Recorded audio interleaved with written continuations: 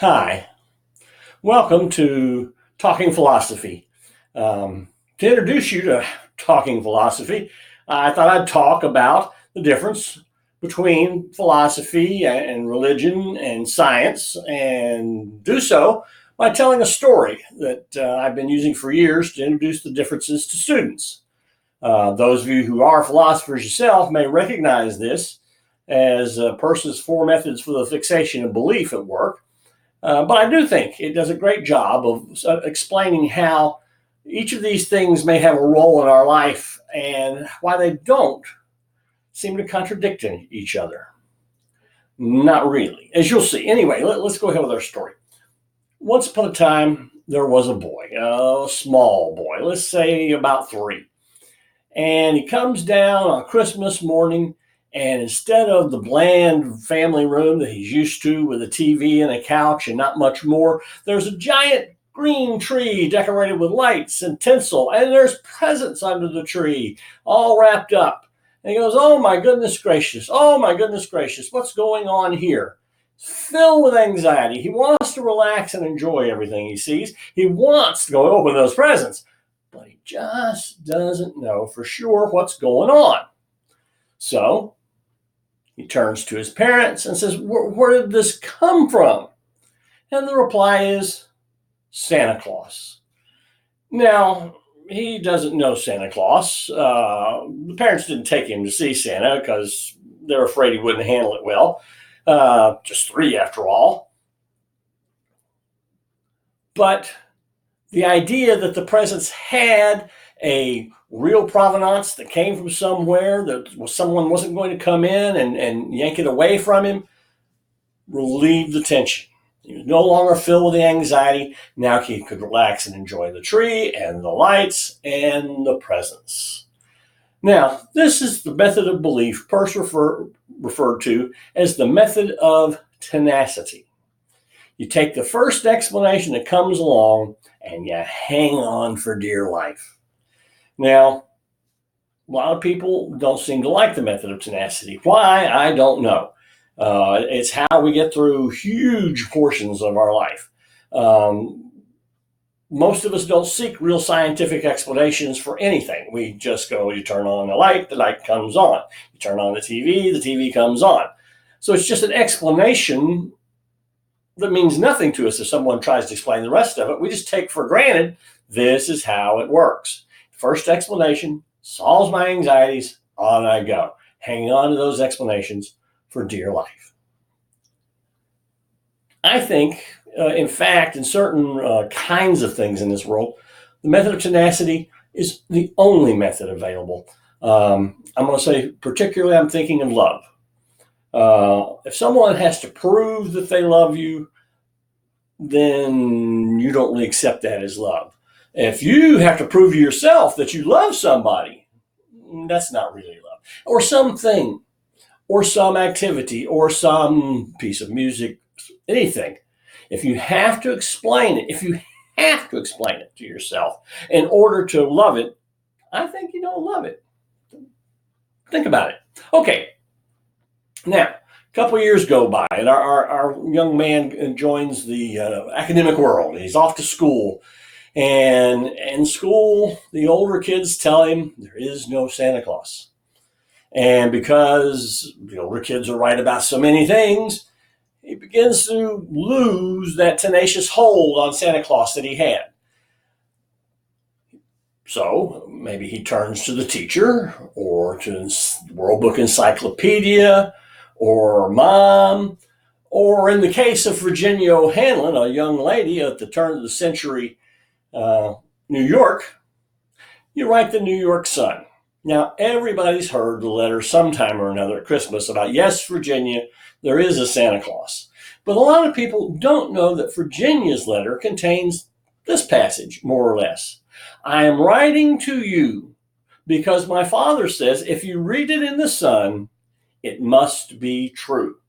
So what you have here is the appeal to authority.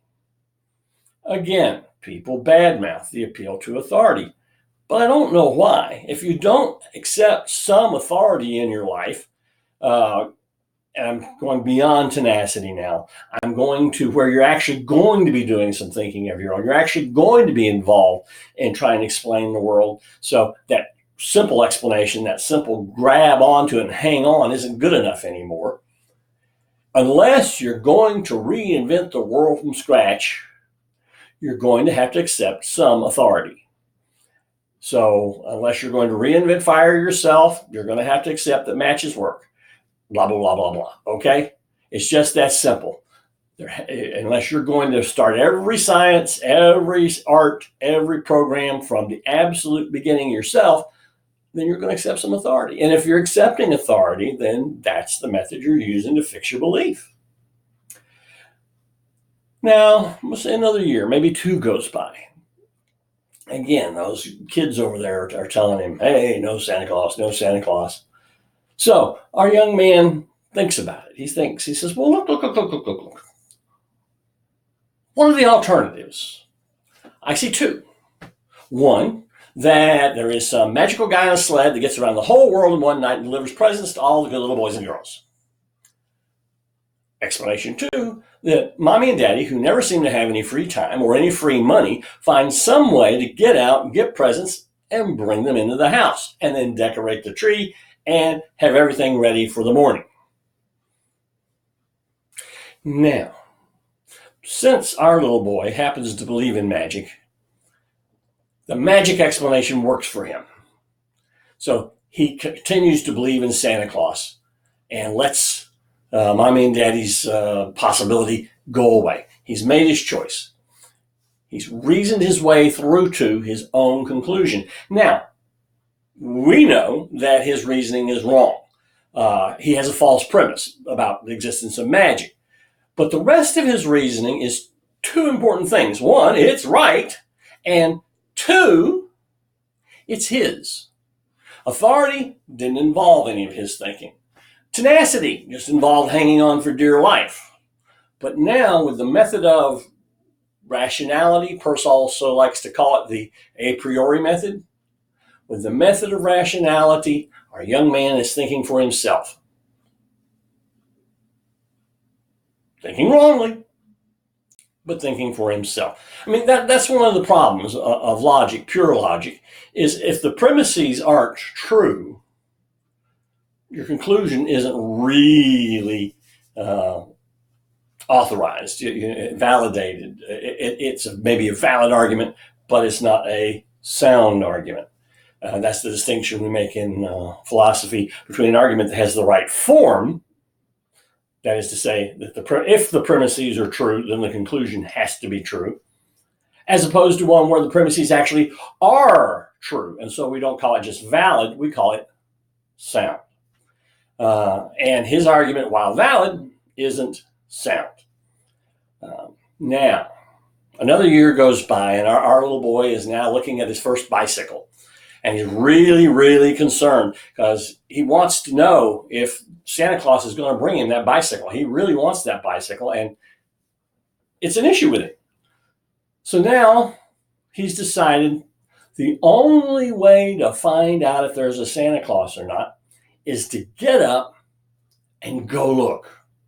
Now, go to bed for a while, get up and come back out, check things out, see what the real story is.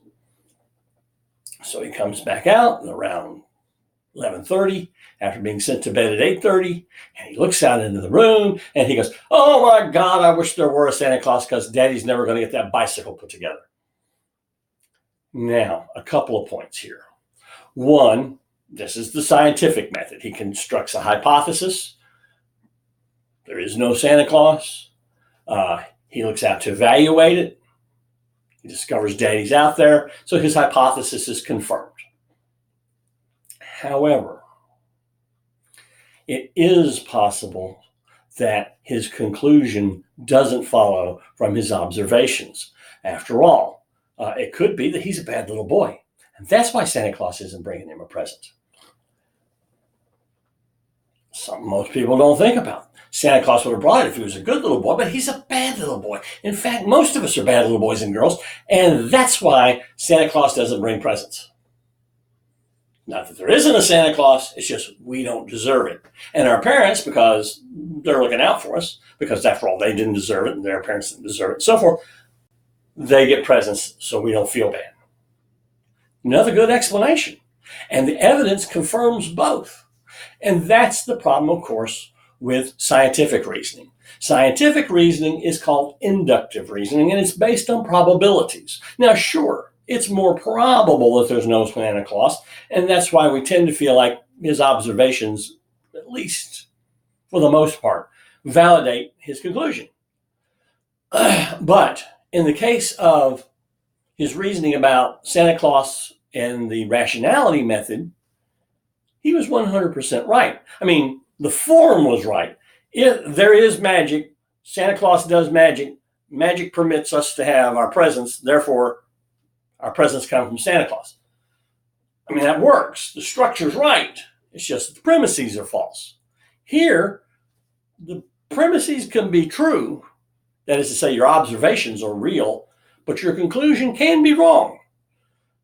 Induction doesn't guarantee a 100% accurate outcome. In fact, it's only as accurate as the amount of information you've collected. Now, the only empirical evidence that's 100% accurate is when you've collected all the empirical evidence.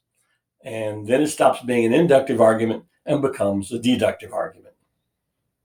Now, if we take a look at these 4 methods for the fixation of belief, we can see that everybody has to use tenacity from time to time. And everybody has to use authority from time to time.